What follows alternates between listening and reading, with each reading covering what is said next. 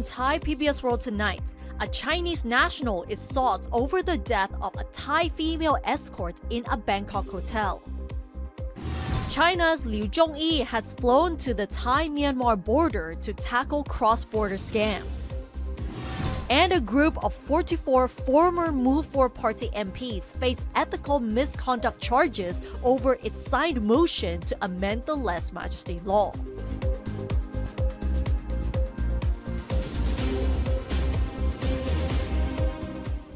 Swadika, very good evening and welcome to Thai PBS World Tonight. I'm Nat Bunnap. I'm Frank Kanchi. And we'll begin tonight with a very disturbing issue of a Thai female escort who was found dead at a hotel in Bangkok after spending a night with a Chinese man. At the same time, drugs were also found in the hotel room as well. So police are seeking an arrest warrant from the court for a Chinese national on a charge of manslaughter over the death of a female escort. Last Sunday, the 22-year-old woman from an escort agency is reported to have checked into a hotel with a Chinese man who had left the hotel the next morning. When hotel staff checked the room, they found the woman lying naked and unconscious on the bed and called the police immediately.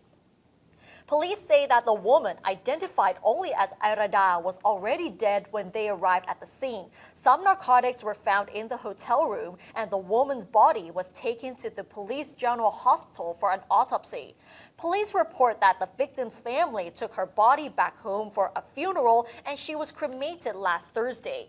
The victim's family remains suspicious about Airada's death and met with police yesterday to press charges against the unnamed Chinese national and the agency. The victim's sister told the police that the agency had offered the family tens of thousands of baht in exchange for dropping the case, adding that the agency also claimed that the victim was addicted to drugs. The sister said that the agency had turned down her request for information about its Chinese client who purchased the escort service of the victim, claiming that all the information had been deleted from the phone. A police inquiry officer said that police have initially charged the Chinese man with manslaughter and with refusing to help the victim, adding that they believe that he has not left Thailand yet. So regarding the death of Airada, we have to say that there is a leaked chat message which actually revealed some of the details of this particular gig. And the exchange actually said that it requires the escort to take drugs. And even though she actually said that whether it's possible not to take drugs at all, but the agency insisted that she had to. So this simply shows that there are dangers that female escorts are still facing. And the issue of escorts is nothing new because 3 years ago, there was a huge incident involving the death of a Thai female escort, widely known as Lalabelle, where she was found dead due to alcohol intoxication. And those who were involved with that particular incident were already imprisoned for sexually assaulting the escort and also forming criminal associations. And that particular case 3 years ago actually sparked debate over the mysterious death and also the dangers of women working as an escort as well. Yet, why are there still many women working in these jobs? So just to explain further, female escorts are mostly hired to entertain male guests, which usually involves drinking alcohol, sex, and sometimes drugs as well. And these jobs are accessible on social media, particularly on X, and such jobs would be announced in small group chats as well. And these escorts often put their lives at risk because whatever happens to them, whether it's sexual abuse, it is still difficult for them to report their cases to the police as sex work remains illegal, so they are obviously not protected by law. And what is far more disturbing right here is that how the agency offered money in exchange for dropping the case as well. So you can see that many of the women who are working as escorts are still facing a lot of risks at the work as well. So there's a very big question mark about the law enforcement, the law protections for those female escorts too. And if they really want to get legal support, it might be quite difficult for them. So I think right now still this is an ongoing story right now to see if in the near future or this week can see some development from the authority or on the police side to give us Right, more because, updates. because this is something that people are quite interested in, especially the developments of the investigation as well. Right, let's move on to ongoing measures to tackle cross-border scams, especially along the Thai-Myanmar border. Chinese Assistant Minister for Public Safety Liu Zhongyi is scheduled to meet the leader of Karen Border Force, Sao Chi-tu, in Myanmar Township today to discuss cooperation on the suppression of scam call centers in Myanmar border towns and the rescue of victims of human trafficking. This will be his third visit to Myanmar in less than a week. He was in Myanmar yesterday to inspect the township, and last Friday he met with Myanmar Home Affairs Minister reportedly to discuss the problem of online scam networks in Myanmar border townships. It was revealed that the Myanmar government had imposed a ban on the delivery of fuel to Myanmar and other towns where scam call centers are operating. Liu is due to meet Thai Deputy Prime Minister Bhuntham Wechayachai in Bangkok this Wednesday for discussions about and assessment of the tough measures undertaken by the Thai government to deal with the call centers in Myanmar, especially the cuts in supplies of electricity, fuel and internet to 5 locations in Myanmar and other border towns since February 5th. The crackdown on call center in Myanmar last week by the Karen Border Force resulted in the rescue of 731 people. Most of them are Chinese nationals. All of them are expected to be sent to Thailand soon via the second Thai-Myanmar Friendship Bridge in Meso district. Sao Chi-tu has claimed that most of the call center leaders are scattered across Vietnam, Laos, Cambodia, Malaysia, and Thailand, while those in Myanmar are just the managers or administrators. About 2,000 people of various nationalities are to be sent to Thailand this week via Meso, but Thai officials have suggested that their Burmese counterparts submit a full list complete with their names, nationalities, genders, and photos to be screened before their actual transfer into Thailand. People's Party MP Rangsiman Rom, who is in Dak province, today said that the returnees should go through the National Referral Mechanism screening process.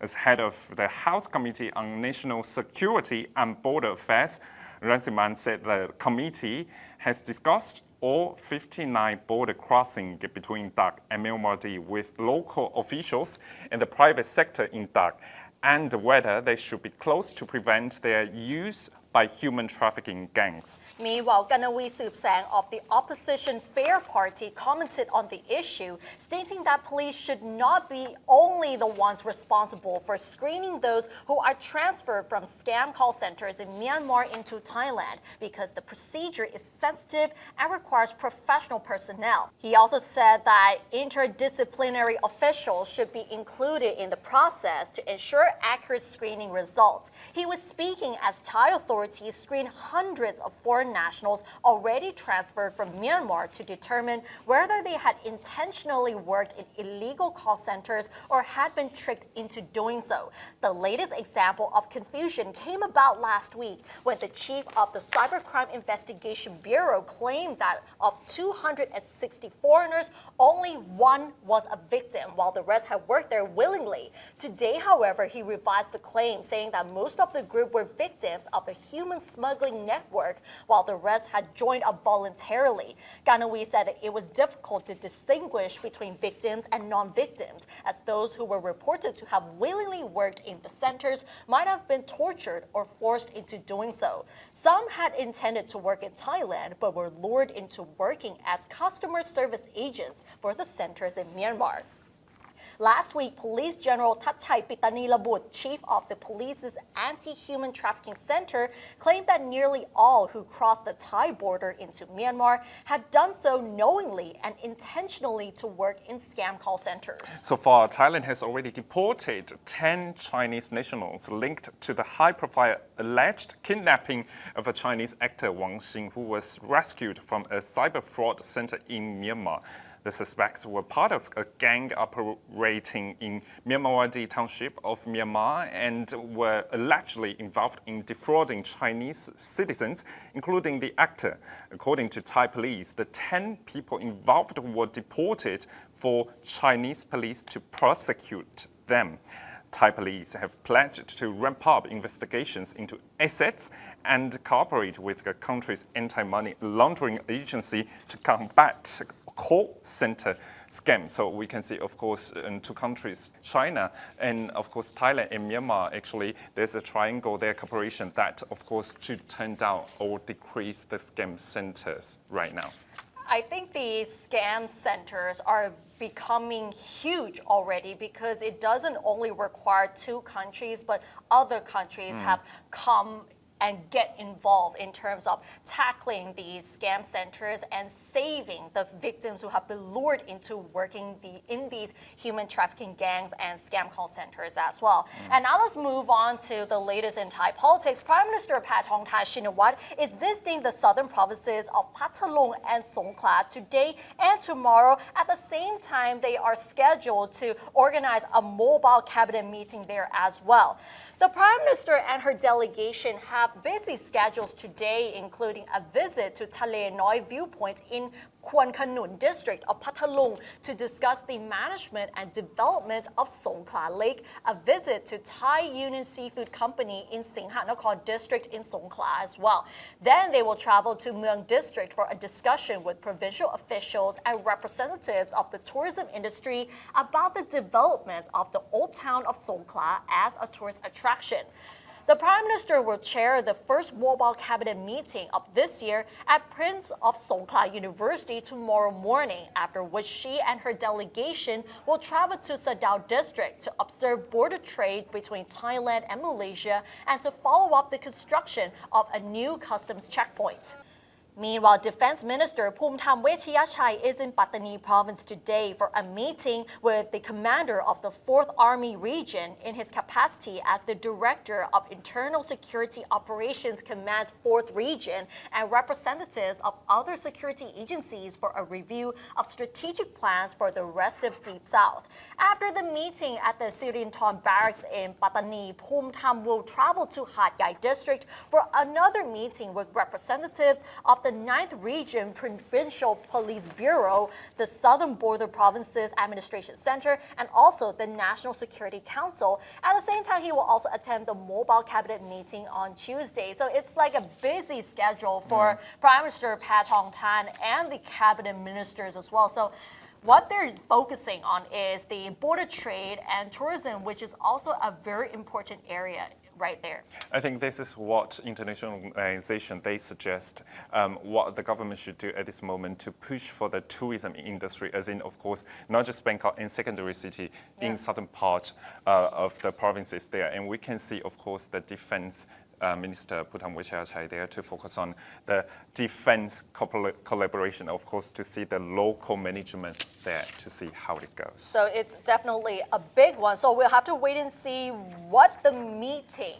will actually talk about, whether it's tourism, border trade, and also military affairs as well. Right, and we link this story actually to another story about economic performance because, of course, Thailand's performance right now trying to grow and revitalize, but according to one national agency there, Thailand's economy grew less than expected last year. And of course, there's another factor, President Donald Trump's reciprocal tariff against other countries, including Thailand. The Office of the National Economic and Social Development Council, or NESDAQ, reportedly that GDP expanded by 2.5%, falling short of the 2.7% forecast, as both the manufacturing and agriculture sectors faced contraction. The weaker than expected growth comes despite the Prime Minister Paetongtarn Shinawatra's efforts to boost the economy, including a minimum wage increase and a digital wallet cash handout.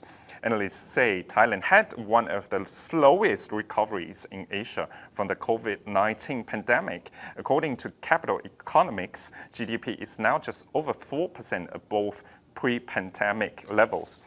In the final quarter of 2024, Thailand's economy grew 3.2% year-on-year, missing Bloomberg's forecast of 3.8%. Tourism remained a key driver, with visitor arrivals existing 35 million, surpassing the government's target. But challenges remain. Manufacturing shrank by 0.5%, while the agriculture, forestry, and fishing sector contracted by 1.0% over the year. Looking ahead, the Nasdaq expects growth in 2025 to range between 2.3% and 3.3%, supported by government spending, domestic consumption, and the continued recovery of the tourism sector. However, concerns are growing over trade relations with Washington, with Donald Trump unveiling new tariffs targeting countries with trade surpluses. Economists warn that Thailand is particularly vulnerable at this moment. Shuwa Teden of Capital Economists notes that if these tariffs take effect, Thailand's exports could struggle, adding further pressure to the country's economic outlook. And actually, last week, I joined World Bank's economic report there. Actually, they say that Thailand's manufacturing sector and tourism sector right now are coming back, but we still have to see private consumption, high household debt, and of course, the public debt here. How should the Thai government to really push forward and really overcome that challenges there is the key. And of course, World Bank put the figure at 2.9% for GDP growth this year. So we will see how really Thailand government can really puzzle that and pull that out. Exactly. And now let's talk about the latest information regarding the Move Forward Party MPs. And although the party has already been dissolved and reincarnated as the People's Party, the main opposition is now dealing with a possibly another blow, because the 44 MPs are now facing ethical misconduct charges for signing a motion seeking to amend the lèse-majesté law. The National Anti-Corruption Commission, or the NACC, has sent notifications to 44 former MPs of the now-defunct Move Forward Party, asking them to report to the Commission to acknowledge charges of ethical misconduct for advocating amendments to the lèse-majesté law, known as Section 112 of the Criminal Code. The NACC spokesman said that the charges are part of the inquiry process to provide them with an opportunity to defend themselves, and is not intended at the stage to fault them for violating the ethical code. Responding to the NACC's move, Nattapong Rungpanyawut, the leader of the People's Party and one of the 44 MPs who signed a motion seeking amendments to Section 112, said he is not worried and insisted that they simply perform their duty as legislators by proposing the amendments. People's Party MP Rangsiman Rom said that there is no law prohibiting the MPs seeking amendment of the law, adding that the Move Forward Party had submitted the policy to the Election Commission before the election campaign. Meanwhile, another MP, Parit Wacharasin, told reporters today that the motion signed by the 44 MPs does not violate the ethical standards. Regardless, they will continue their duties as the main opposition party in scrutinizing the ruling government. So just to explain what is happening with the 44 MPs, there are possibly facing charges regarding the ethical misconduct. And if found guilty by the Supreme Court, the 44 MPs will be banned from politics for life. So this also includes the 10 executives who have been banned from politics for 10 years following the dissolution of the Move Forward Party. That also includes Pitha Limcharoenrat, the former leader of the Move Forward Party. There are also many other people involved. Sirikanya Tasakul is also on the list as well.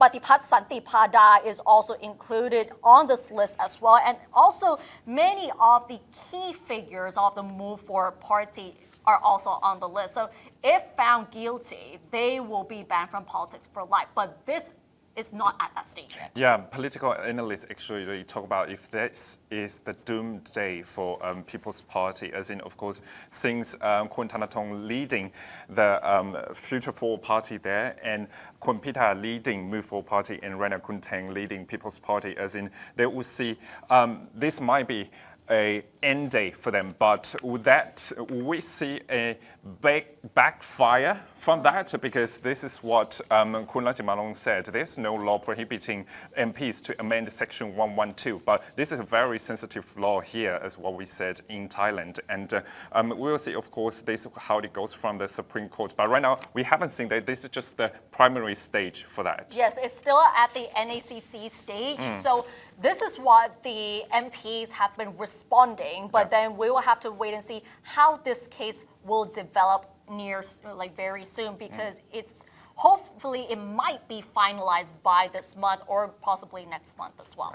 All right, and that wraps up tonight's edition of Thai PBS World Tonight. Join us every Monday and Tuesday at 6 p.m. on Thai PBS World's Facebook and YouTube Live. And don't forget to follow us on social media and our website, thaipbsworld.com, for all the latest updates about Thailand as well as analyses. Thanks for watching, and we'll see you tomorrow. สวัสดีค่ะ สวัสดีครับ